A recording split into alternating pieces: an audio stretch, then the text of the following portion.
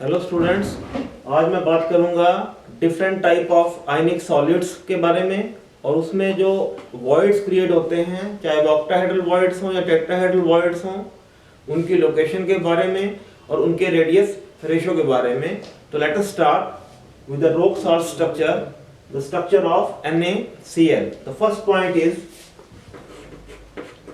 इसमें दो तरह के आयंस इन्वॉल्व हैं, Na पॉजिटिव और Cl नेगेटिव। तो पहले बात करूंगा मैं Cl नेगेटिव आयन की। Cl negative shows CCP arrangement, CCP या जिसको हम बोलते हैं FCC अरेंजमेंट। कि आपका जो Cl नेगेटिव आयन होता है वो CCP अरेंजमेंट में होता है। CCP का मतलब है क्यूबिक क्लोज पैकिंग और FCC का मतलब है फेस सेंटर्ड क्यूबिक पैकिंग। दोनों एक ही बात है। तो इसमें जो आपका Cl नेगेटिव आयन है, CCP का मतलब है कि वो कहां प्रेजेंट है, कॉर्नर्स पे और फेस सेंटर्स पे। कितने कॉर्नर्स होते हैं? कॉर्नर्स होते हैं आपके पास 8।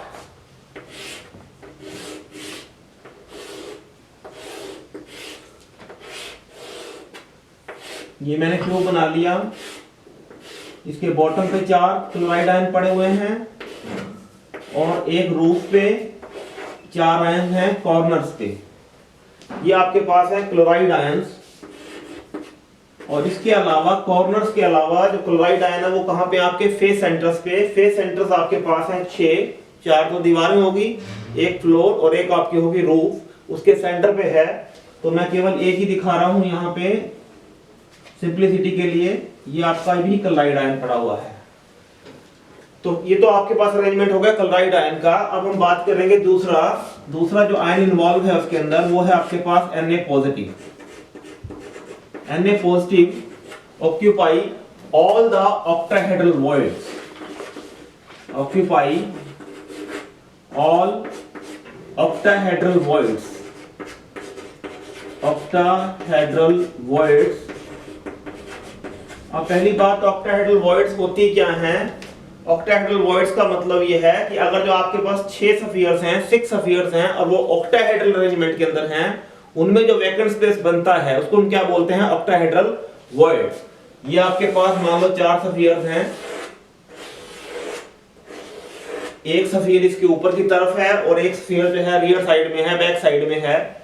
तो उसके रखने के बाद जो यहाँ पे वैकेंट स्पेस बनेगा, 6 स्फीयर्स को ऑक्टाहेड्रल अरेंजमेंट में रखने के बाद जो यहाँ पे वैकेंट स्पेस क्रिएट होगा, that is called as a octahedral void. अब ऑक्टाहेड्रल वॉइड्स की जो लोकेशन है वो क्या होती है? ऑक्टाहेड्रल वॉइड्स की मैं अगर जो लोकेशन की बात करूं, वॉइड्स की जो लोकेशन है वो क्या होती है आपके पास? वो होती है एज सेंटर्स और plus body centre, edge centre and body centre. तो आपका जो Na पॉजिटिव है ऑक्टाहेड्रल वॉइड्स में प्रेजेंट है, यानी कि वो एजेस पे प्रेजेंट है और बॉडी सेंटर पे प्रेजेंट है। तो मैं यहां इसको दिखा देता हूं Na पॉजिटिव को। तो 12 एजेस हैं आपके पास। ये 4 तो यहां पे फ्लोर पे हो गए, 4 ऊपर हो गए, ये 8, 9, 10, 11 और 12। तो आपके पास 12 एजेस हैं। तो Na पॉजिटिव कहां पड़ा हुआ है? एज सेंटर्स पे। ये आपका पड़ा हुआ है Na पॉजिटिव। और इसके अलावा कहां पड़ा होता है? बॉडी सेंटर पर। तो ये आपके पास लोकेशन होगी Na पॉजिटिव की। अब हम बात करेंगे थर्ड, कि हर Na positive, each Na positive is surrounded by the 6 Cl negative ions and each Cl negative is surrounded by the 6 Na positive ion। हर जो Na पॉजिटिव है वो 6 क्लोराइड आयन से घिरा होता है और हर क्लोराइड आयन 6 Na पॉजिटिव से घिरा होता है। तो यहाँ पे जो कोऑर्डिनेशन नंबर होता है वो कितना होता है? 6:6। Na का भी 6 है कोऑर्डिनेशन नंबर और इसी तरह से क्लोराइड का भी 6 है कोऑर्डिनेशन नंबर। इसको हम प्रूव भी करेंगे। Fourth point, number of NaCl आपको निकालने हैं पर यूनिट सेल। NaCl अगर जो निकालने हैं आप, तो पहले हम क्लोराइड आयंस की बात करेंगे। क्लोराइड आयंस कहां पे है? CCP पे, मतलब कॉर्नर्स पे और फेस सेंटर्स पे। कॉर्नर्स आपको पता है, मैंने बताया अभी 8 कॉर्नर्स हैं और 6 आपके पास फेस सेंटर्स हैं। कॉर्नर्स का जो कंट्रीब्यूशन होता है, एक कॉर्नर से शेयर करते हुए आप 8 कमरे बना सकते हैं। तो एक गोले का 1/8 जो हिस्सा है वो एक कमरे में आएगा, तो कंट्रीब्यूशन इसका होता है 1/8।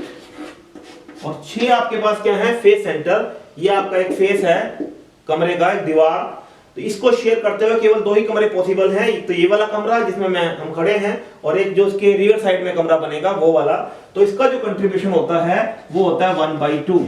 तो ये आपके पास हो गया, सॉल्व करेंगे तो कितना आ गया आपके पास 4, तो आपके पास 4 क्लोराइड आयन हैं per unit cell.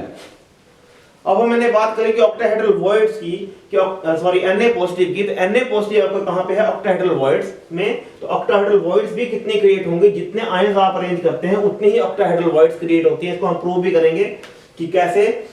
Octahedral voids की पोजीशनिंग क्या होती है, edge centres and body centres. अब आपके पास जो एज सेंटर्स हैं, एज कितने हैं, 12 हैं, 12 मैंने बताया था अभी, ये 4 ये 8 9 10 11 और 12, एक एज को शेयर करते हुए कितने कमरे बन सकते हैं, 4 रूम्स पॉसिबल हैं। तो इसका जो कंट्रीब्यूशन होगा आपके पास 1/4 होगा। और कहां प्रेजेंट होता है इसके अलावा, वो बॉडी सेंटर पर, जो बॉडी के अंदर है वो तो पूरा इसी का हिस्सा है, तो इसका कंट्रीब्यूशन होता है पूरा 1। तो कितना आ गया आपके पास, 3 + 1 कितना हो गया, 4 आपके पास क्या है, Na positive. So 1 unit cell contains the 4 molecules of NaCl।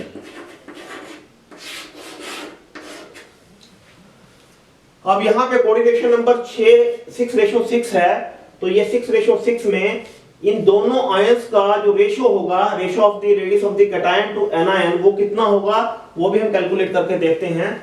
अब आपके पास ये Na पॉजिटिव पड़े हुए हैं, कहां पे है, ये एज सेंटर्स पे, और कहां पे है, बॉडी सेंटर पे। तो सबसे पहले तो मैंने ये देखना है कि आपके पास ये एनायन है, ये एनायन है, इनके बीच की दूरी कितनी है, a है, और ये एनायन और ये एनायन देखो, ये जो डिस्टेंस होता है √2a होता है।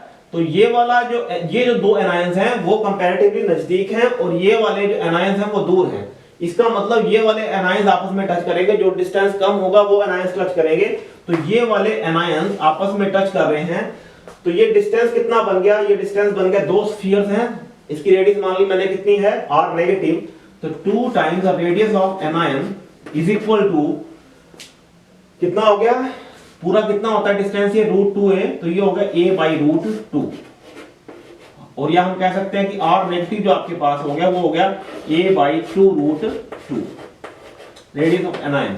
अब हम बात करेंगे रेडियस ऑफ कैटायन की। कैटायन ये भी पड़ा हुआ है, कैटायन ये भी पड़ा हुआ है, तो कैटायन एनायन से टच कैसे कर रहा है, ये डिस्टेंस अगर जो हम देखें तो ये है a/2, और ये पूरा जो डिस्टेंस होता है वो कितना होता है, √3a।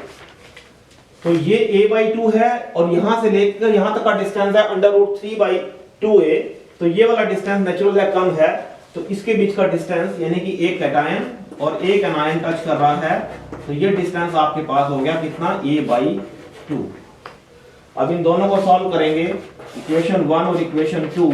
तो अगर जो मैं 2 को 1 से डिवाइड करूं तो r positive plus r negative, और इसको डिवाइड कर दूं r नेगेटिव से, इसको इससे डिवाइड कर दिया, तो ये आ गया आपके पास a/2 √2। तो ये a से a कैंसिल हो गया, 2 से ये 2 कैंसिल हो गया, तो यहाँ पे कितना आ गया आपके पास 1 plus r positive over r negative, that is equal to √2, that is 1.414। तो r positive by r negative जो आपके पास आया वो कितना आ गया, 0.414। तो कहने का मतलब यह है कि ऑक्टाहेड्रल वॉइड के लिए जो रेडियस रेशियो होता है वो कितना होता है, 0.414 आइडियल कंडीशन के लिए, जब वो एग्जैक्टली दूसरे को टच करेंगे और ये आपस में टच करेंगे। और ये रेंज बढ़ करके कहां तक जाती है, 0.732 तक जाती है, अगर जो अरेंजमेंट आपका आइडियल नहीं है। तो ये तो स्ट्रक्चर था किसका, NaCl का। अब हम दूसरे स्ट्रक्चर की बात करेंगे। दूसरा स्ट्रक्चर आपके पास है structure of the zinc sulphide. अब हम बात करते हैं structure of the zinc sulphide, और वी कैन से जिंक ब्लेंडी। तो जिंक ब्लेंडी में 2 तरह के आयंस हैं, जिंक आयंस और सल्फाइड आयन। तो सल्फाइड आयंस कहां प्रेजेंट है, CCP अरेंजमेंट में, यानी कि FCC में। FCC का मतलब कहां पे होता है, कॉर्नर्स पे और फेस सेंटर्स पे। ये कॉर्नर्स हो गए आपके 8, 4 ऊपर 4 नीचे, और फेस सेंटर्स 6 हैं। मैंने केवल यहाँ पे एक ही दिखाया सिंप्लिसिटी के लिए, इस फेस के सेंटर पे। कुल कितने फेसेस होते हैं, 6 फेसेस आपके पास हैं। और जो जिंक आयंस हैं, जिंक आयंस कहां पे हैं? Half of the tetrahedral voids. तो टेट्राहेड्रल वॉइड पहली बात तो होता क्या है कि अगर जो आपके पास 4 सफियर्स हैं और वो टेट्राहेड्रल अरेंजमेंट के अंदर हैं, एक सफियर ये है, दूसरा ये और तीसरा ये और चौथा एक्चुअली इनके ऊपर है, चौथा सफियर, उसके बीच में जो वैकेंट स्पेस बचेगा that is called as a tetrahedral void. अब टेट्राहेड्रल वॉइड्स की जो लोकेशन है वो उसको हम कैसे बताएंगे कि हमारे पास इस क्यूब के अंदर 4 बॉडी डायगोनल्स हैं, एक कोने से लेकर दूसरे अपोजिट कोने तक एक बॉडी डायगोनल। तो 4 कोने हैं बॉटम पे, तो 4 ही क्या बनेंगे? अपोजिट कॉर्नर से अगर जो जोड़ेंगे 4 बॉडी डायगोनल बनेंगे आपके पास। तो टेट्राहेड्रल वॉइड की जो लोकेशन होती है वो क्या होती है? इस कॉर्नर से यानी कि इस वर्टेक्स से 1/4 डिस्टेंस पे होता है ये टेट्राहेड्रल वॉइड। तो ये आपके पास जो है वो क्या है? जिंक आयन प्रेजेंट है टेट्राहेड्रल वॉइड्स में, लेकिन आधी में प्रेजेंट है केवल। तो टेट्राहेड्रल वॉइड की लोकेशन क्या होती है? बॉडी डायगोनल्स के कॉर्नर से 1/4 डिस्टेंस पर। अब हम बात करते हैं कि हर जो सल्फाइड आयंस है वो 4 जिंक से घिरा हुआ है और हर जिंक जो है वो 4 सल्फाइड से सराउंडेड है। तो कोऑर्डिनेशन नंबर यहां पे कितना होगा आपके पास? 4:4 होगा, 4:4। अब हम सल्फाइड आयन कैलकुलेट करते हैं पर यूनिट सेल। मैंने भी बताया कि सीसीपी में था वो, तो कॉर्नर्स पे 8 है, कंट्रीब्यूशन 1/8, फेस सेंटर्स पे 6 है, कंट्रीब्यूशन 1/2। तो आपके पास 4 सल्फाइड हैं पर यूनिट सेल। और टेट्राहेड्रल वॉइड्स कितनी बनती हैं? उससे दुगनी बनती हैं जितने आप आयंस अरेंज करते हैं। 4 आयंस आपने अरेंज किए हैं सीसीपी में, तो टेट्राहेड्रल वॉइड से डबल बनेगी। कैसे बनेगी? अभी मैंने बताया कि ये कहां पे होता है? 1/4 डिस्टेंस फ्रॉम द वर्टेक्स। तो यहां से भी 1/4 डिस्टेंस पे क्या होगा आपके पास? सल्फाइड आयन होगा। तो एक बॉडी डायगोनल्स पर कितने जिंक आयंस अरेंज हो गए आपके पास? 2 अरेंज हो गए। तो बॉडी डायगोनल कितने आपके पास? कुल 4 हैं, तो 8 जिंक आयंस हो गए आपके पास, यानी कि टेट्राहेड्रल वॉइड्स जो हो गए आपके पास वो कितने हो गए? 8 हो गए। लेकिन क्योंकि जिंक आयंस तो आधों में प्रेजेंट है, तो जिंक आयंस तो कितने बनेंगे? 4 बनेंगे। लेकिन टेट्राहेड्रल वॉइड्स कितनी बनेगी आपके पास? 8 बनेगी। तो टेट्राहेड्रल वॉइड्स हैं और जिंक आयंस कितने में अरेंज है? आधों में प्रेजेंट हैं। तो जिंक आयंस की जो नंबर है वो कितना है? 4 है। तो 4 आपके पास जिंक आयंस प्रेजेंट है और 4 ही सल्फाइड आयन है। तो 1 unit cell will contains the 4 molecules of ZnS। अब यहां पे जो कोऑर्डिनेशन नंबर आपका 4:4 है, तो उसके लिए हम रेडियस रेशियो निकालने की कोशिश करेंगे।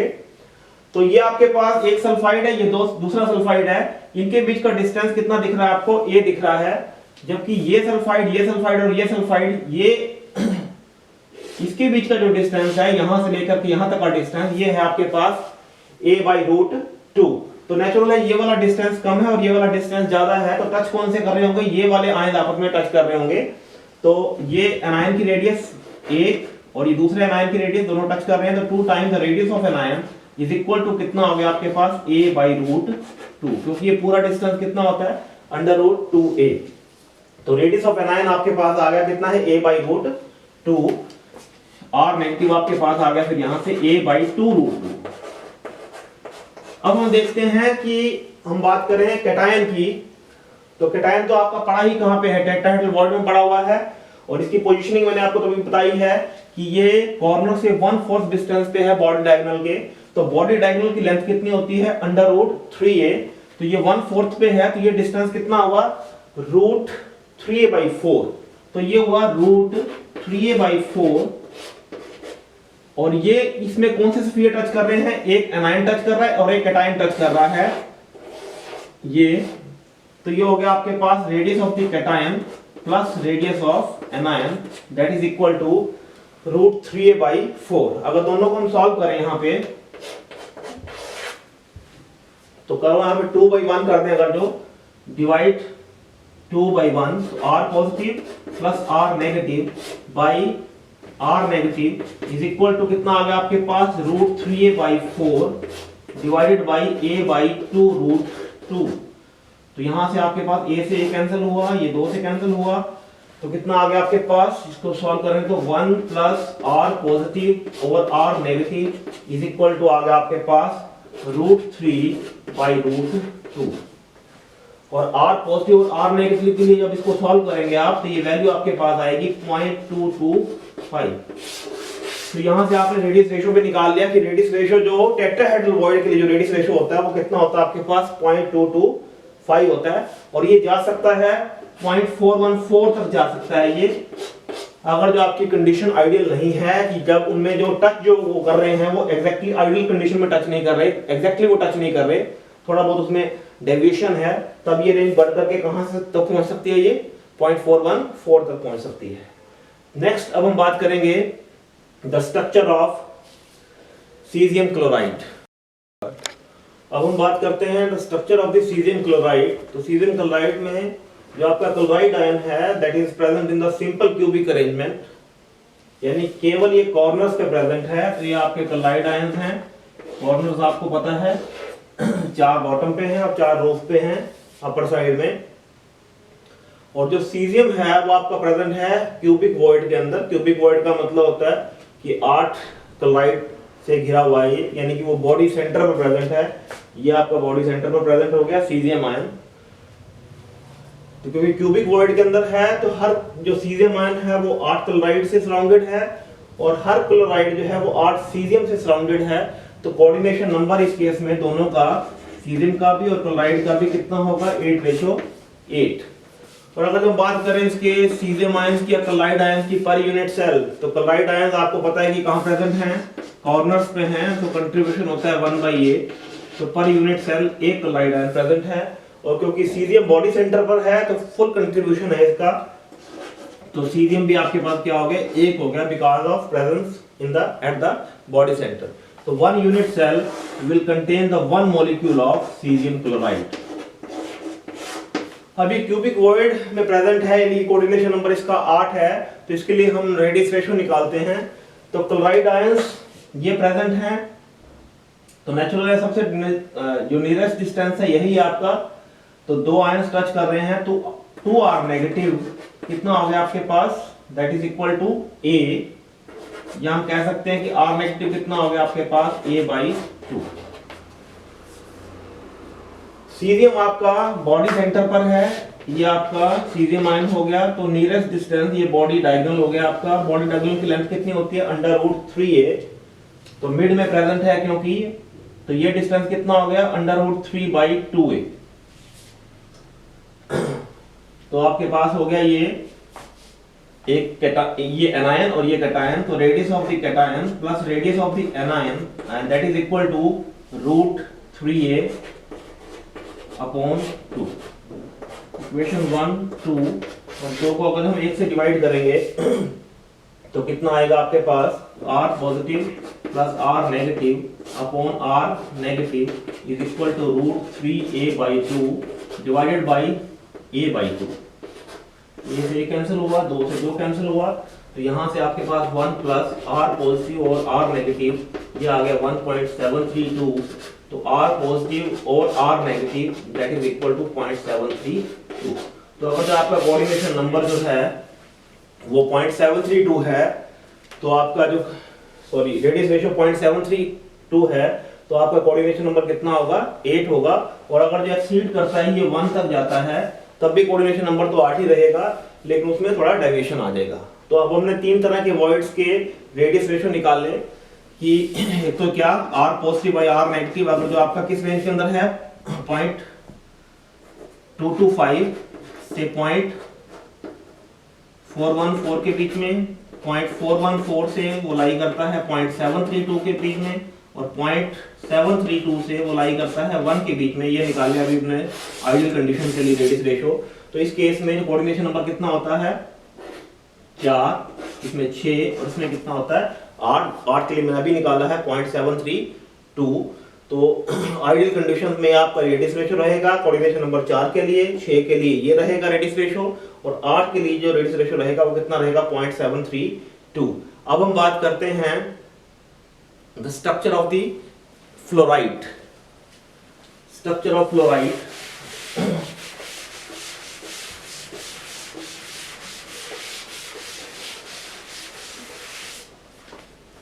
Structure of CaF2।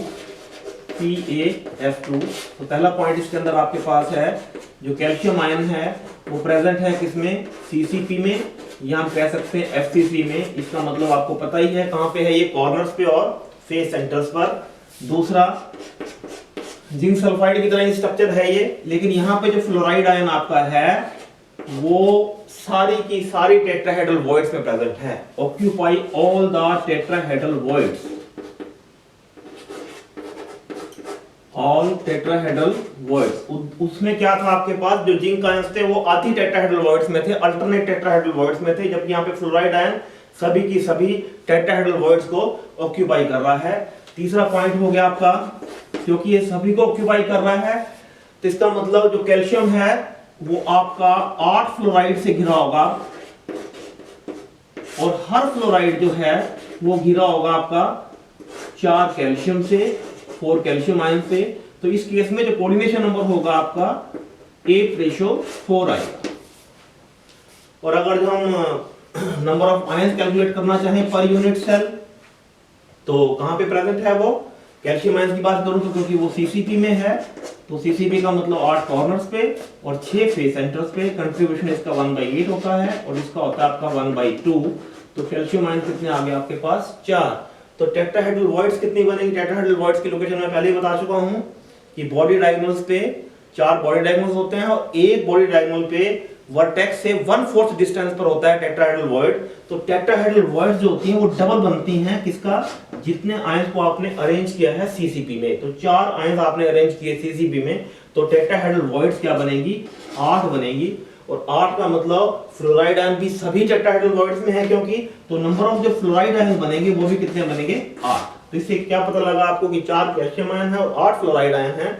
तो one unit cell will contain the 4 molecules of CaH2।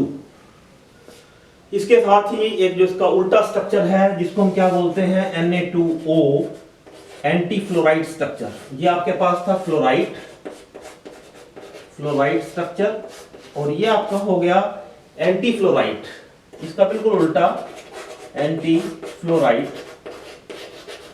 Anti fluoride में क्या हो गया, अब आपका यहाँ पे कैटायन CCP में था, यहाँ पे आपका एनायन CCP में है, और Na पॉजिटिव जो आपका है वो है टेट्राहेड्रल वॉइड्स में। तो यहाँ पे जो रेडियस रेशियो आपका आएगा, सॉरी रेडियस रेशियो नहीं, कोऑर्डिनेशन नंबर आएगा, वो Na का होगा आपके पास 4 और ऑक्सीजन का आपके पास कितना होगा, 8।